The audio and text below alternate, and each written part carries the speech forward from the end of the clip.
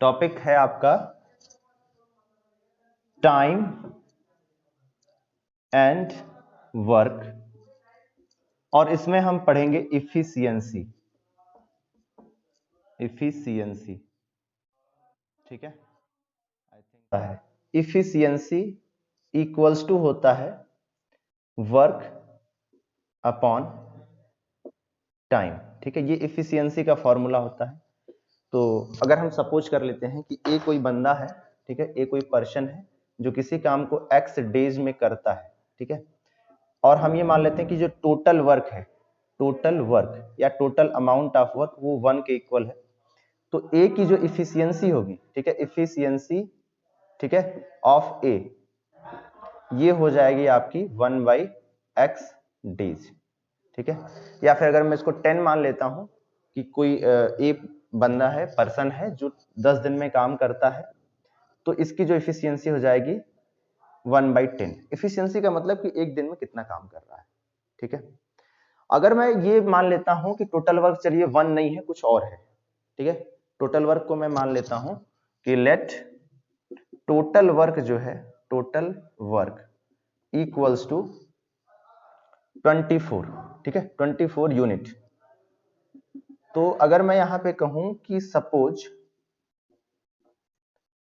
ए जो है इस काम को 8 डेज में कंप्लीट करता है, ठीक है, तो अगर हमें ए की इफिशियंसी बतानी हो तो हम कैसे बताएंगे, वर्क अपॉन टाइम। ठीक है, तो ये हो जाएगा 24/8, तो इसकी इफिशियंसी हो जाएगी ए की, ठीक है, इफिशियंसी ऑफ, हाँ, ए, ये हो जाएगी 3। अगर हम बी की हो जाएगा 12 डेज, अगर बी इसको 12 डेज में करता है तो बी की इफिशियंसी क्या हो जाएगी, efficiency of B will equals to 2। तो आपने ये चीज देखा, यहाँ पे नोटिस किया होगा कि जिसकी इफिशियंसी ज्यादा है वो कम समय में काम को कर ले रहा है, और जिसकी इफिशियंसी कम है वो ज्यादा टाइम ले रहा है। तो इससे एक बात ये क्लियर है, और यहाँ पे फॉर्मूले से भी आप देख सकते हैं कि जैसे फॉर्मूला आपका क्या है, E is equals to W upon T. तो E जो है वो इनवर्सली प्रोपोर्शनल है 1/t के, आपने पहले कभी पढ़ा होगा है, इसको हिंदी में समानुपाती बोलते हैं, ठीक है, व्युत्क्रमानुपाती। ठीक है, तो E जो है इनवर्सली प्रोपोर्शनल है T के, मतलब अगर E ज्यादा होगा, इफिशियंसी ज्यादा होगी तो टाइम आपका कम लगेगा, इफिशियंसी कम होगी तो टाइम ज्यादा लगेगा।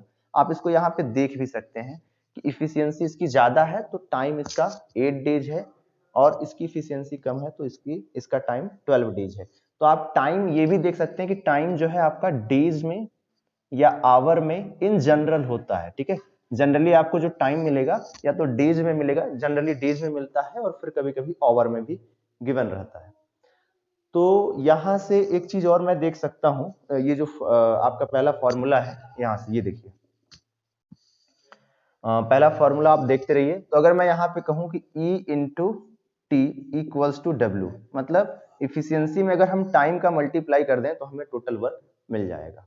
ठीक है, इफिशियंसी में अगर मैं टाइम का मल्टीप्लाई कर देता हूं तो टोटल वर्क मिल जाएगा।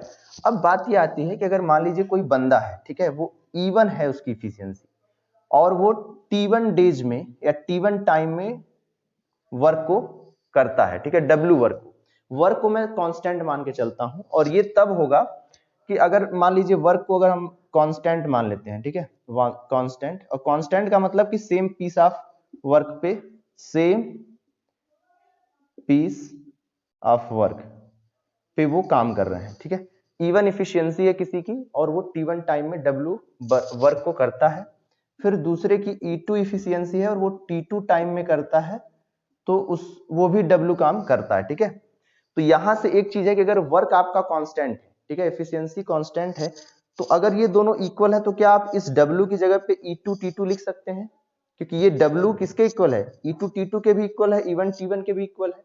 तो इसका मतलब कि हम यहां पे लिख सकते हैं E1 T1 equals to E2 T2। आप लोग बता सकते हैं कि ये चीज समझ में आई कि नहीं आई, ये E1 T1 equals to E2 T2,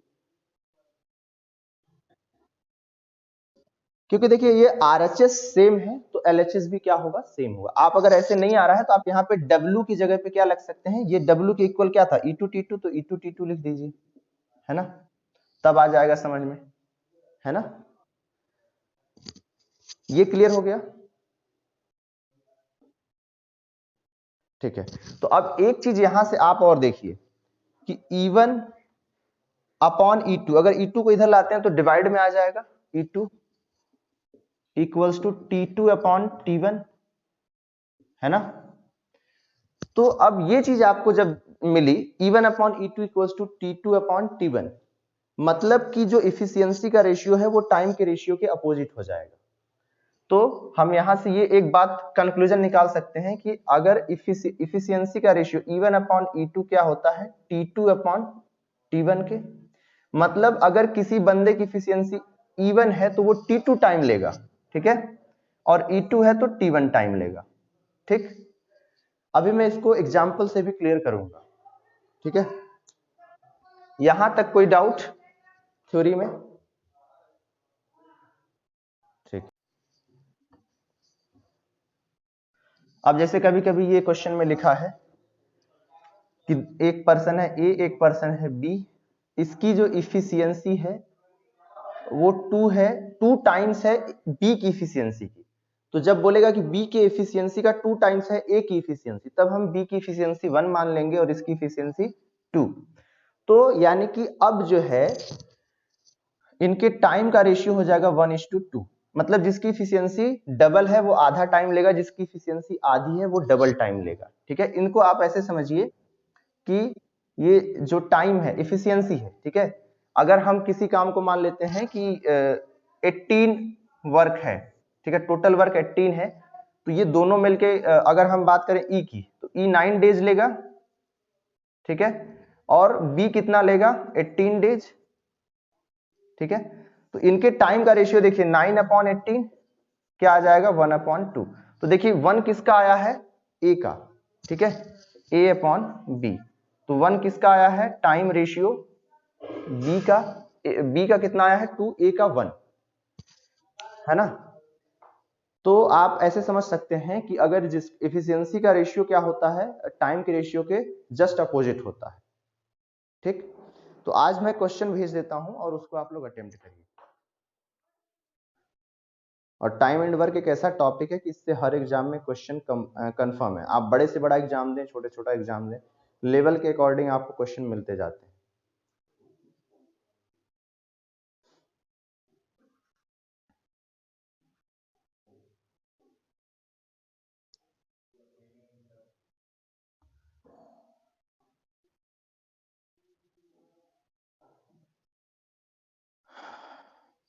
कभी क्वेश्चन में ऐसा लिखे कि ट्वाइस गुड है, इसका मतलब आप समझिए कि डबल एफिशिएंट। देखिए इस क्वेश्चन में है कि ए किसी काम को, ए और बी किसी काम को मिलकर के 12 दिन में करते हैं और ए जो है 2 टाइम्स सफिशिएंट है बी से। तो ए प्लस बी, ए जो है 2 टाइम्स एफिशिएंट है बी से, मतलब ए की इफिशियंसी अगर 1 है तो बी की 2 हो जाएगी, और दोनों मिलके किसी काम को 12 दिन में कर रहे हैं, मतलब ए प्लस बी इनकी इफिशियंसी क्या हो जाएगी 3, और 3 यूनिट पर डे काम हो रहा है, 12 दिन तक काम चलेगा तब कंप्लीट होगा, तो यानी कि टोटल काम हो जाएगा 36, टोटल वर्क हो जाएगा 36।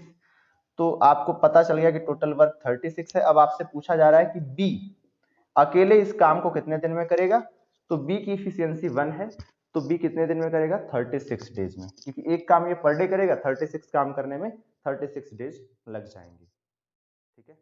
का 27 डेज आएगा ना, 6 नहीं आएगा। देखिए हमने क्या बताया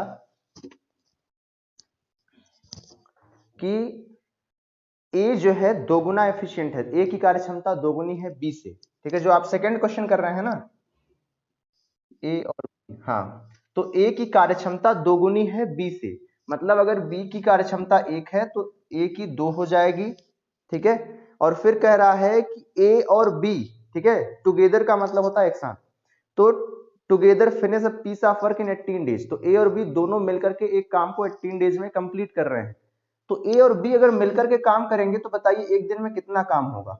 बी एक काम कर रहा है, ए 2 काम कर रहा है, दोनों मिलकर करेंगे तो एक दिन में 3 यूनिट काम होगा, और 18 दिन करेंगे तो कंप्लीट होगा, यानी कि 54 जो हो गया आपका टोटल वर्क। तो 54 अगर टोटल वर्क हो गया तो आप बताइए ए कितना टाइम लगाएगा। ए एक दिन में 2 काम करता है, 54 काम करने हैं तो कितने टाइम में हो जाएगा?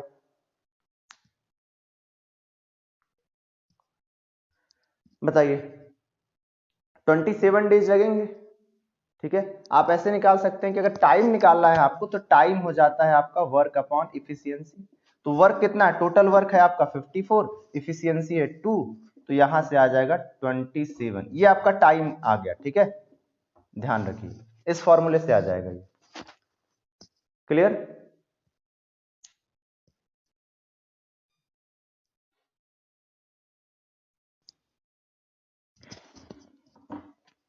इस क्वेश्चन में देखिए ये है 24th, लाइट ही चली गई। A takes twice as much as B। ठीक है, जितना टाइम B लेता है उसका दोगुना टाइम A लेता है, मतलब A की इफिशियंसी आधी होगी, पर इफिशियंसी पे भी जाते ही नहीं। ठीक है, 3 पर्सन ले लेते हैं A, B एंड C। और क्या कहता है कि टेक्स C से 3 गुना टाइम लेता है as much as B to finish the work. ठीक है, तो A takes twice as much as B और C takes thrice as much as C। तो कहने का मतलब ये है कि B अगर इस काम को x दिन में कर रहा है तो A कितने दिन में करेगा? 2x दिन में। और क्या कर रहा है? C क्या है? थ्राइस है, 3 गुना टाइम लेता है B से, 3x। ठीक है, तो अगर इन तीनों का एलसीएम ले लें तो कितना आ जाएगा एलसीएम? 6x। ठीक है, इसकी इफिशियंसी कितनी हो जाएगी? 3, इसकी इफिशियंसी 6 और इसकी इफिशियंसी 2। तो तीनों की इफिशियंसी मिला के कितनी होगी? 11। 6 3 9 2 11। तो तीनों की इफिशियंसी हो गई 11। और टाइम कितना लग रहा है? 2। कितना टाइम लग रहा है? तो 12 दिन। ठीक है, तो टोटल वर्क हो जाएगा, हाँ 132, है ना। तो 132 किसके इक्वल है? ये क्या है? 6x दिखा रहा है कि टोटल वर्क है ना, यही दिखाता है ये, आपने देखा। तो 6x हो गया 132 के इक्वल, तो x हो जाएगा 132/6 यानी कि 22। तो अगर x की बात करें तो ये 22 डेज लेगा, ये 40, हाँ 44 डेज लेगा, ये 66 डेज लेगा। I hope this is clear. ठीक है।